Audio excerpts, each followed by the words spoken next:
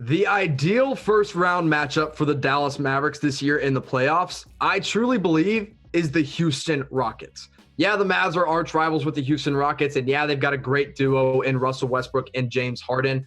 But this year, the Mavs have looked really good against Houston. Now they're 1-1. They've got one win and one loss. Now that loss to Dallas for the Houston Rockets came in November when Luka Doncic had 41 points.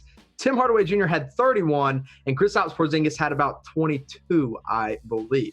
Now, the Rockets did beat the Mavs back in January by 7 points, but the reason for that was that there was no Luka Doncic. That was the game that Kristaps Porzingis went absolutely nuts in, and he could not be stopped. So tell me, if Luka Doncic is playing in that game, you got to believe the Mavs win it because it was only a 7-point win for the Rockets when Dallas didn't even have their best player. Now, of course, there is a little bit of concern when you look at the duo of James Harden and Russell Westbrook. Harden this year has been putting up 34 points per game. Meanwhile, Russ at 28. 7 assists for them both, and Russ a little bit better of a rebounder than James Harden. Now, the three-point percentage for Russell Westbrook has never been his strong suit, but Harden putting up 35% while putting up so many three-pointers per game. So, yeah, this duo is definitely worth concern. But when you've got a good defender like DeLon Wright, you've got a solid defender in Tim Hardaway Jr., I think that backcourt can be managed. And I'm not 100% sure that backcourt even works out that well in a 7-game series.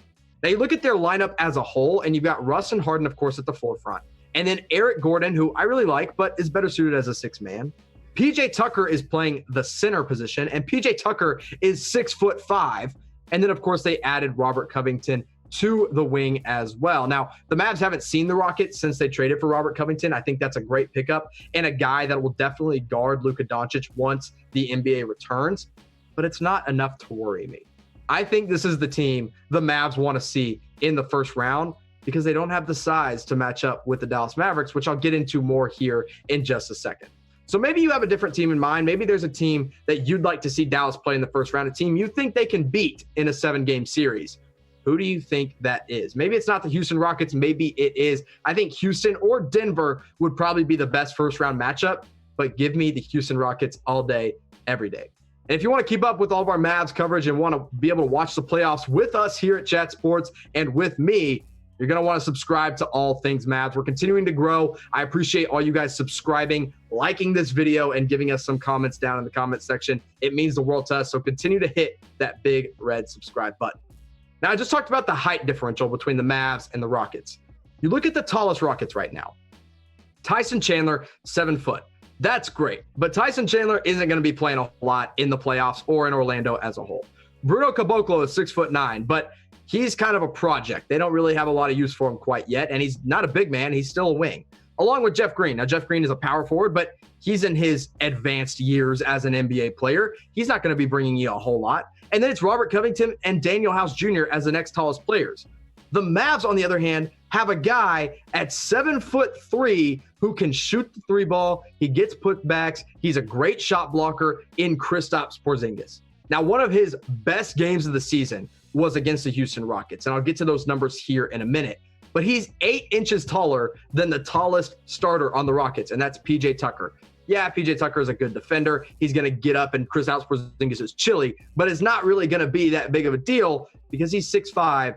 Porzingis is 7'3". Now, I think Porzingis could be absolutely dominant in a 7-game series because you look at what he's already done to them in 2 games. Now, the first game, which was a win, and Luka Doncic went nuts in that game, he had a double-double. 23 points and 13 rebounds. They couldn't keep him off the boards. And only 2 3-pointers made. So not a great shooting night for KP, but still good. And then you look at what he did on January 31st when there was no Luka Doncic. He put up 35 points and 12 rebounds. And I think that is more telling of the Kristaps Porzingis we would see in a 7-game series versus the Houston Rockets, despite the loss. Now let's talk about Luka, because we know what he's going to give you in the playoffs. We know what he's going to give you in the regular season. But what he did against Houston that first time around was ridiculous. 41 points, 10 assists, 6 rebounds, and knocked down 5 3-pointers. So you get these two guys gelling at the same time, Luka Doncic and Kristaps Porzingis, because let's face it, KP wasn't himself back in November. He wasn't 100%, and now he's 110%. You put those two guys next to the Rockets against the Rockets in 7 games, Give me the Dallas Mavericks all day, every day. Mavs fans, thanks for watching. I'll see you next time.